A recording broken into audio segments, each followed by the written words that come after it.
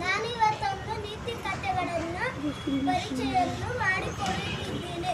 ಒಂದು ಹಳ್ಳಿಯಲ್ಲಿ ಪುಟ್ಟ ಹಳ್ಳಿ ಇದ್ದಂತೆ.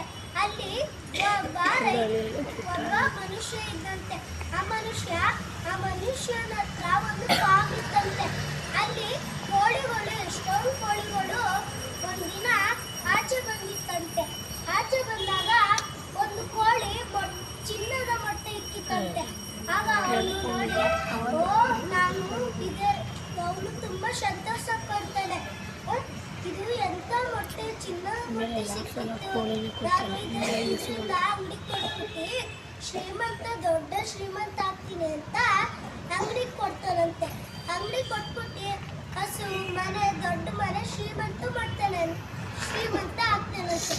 ಆಗ ಒಂದಿನ ಬೆಡ್ ಮೇಲೆ ಕುತ್ಕೊಂಡು ಯೋಚಿಸ್ತಾನೆ, ನಾನು ಕೋಳಿ ಯಾಕೆ ಡೈಲಿ ಒಂದೊಂದು ಮೊಟ್ಟೆ ಇಕ್ಕುತ್ತೆ?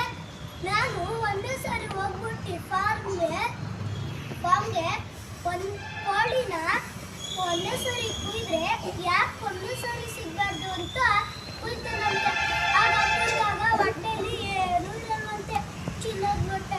ಆಗ ಅವನಿಗೆ ಅಯ್ಯೋ ನಾನೆಂತ ತಪ್ಪು ಮಾಡಿದೆ ಅಂತ ಹೇಳ್ತಿರ್ತಾನಂತೆ. ಈ ಕಥೆಯ ನೀತಿ ಏನು?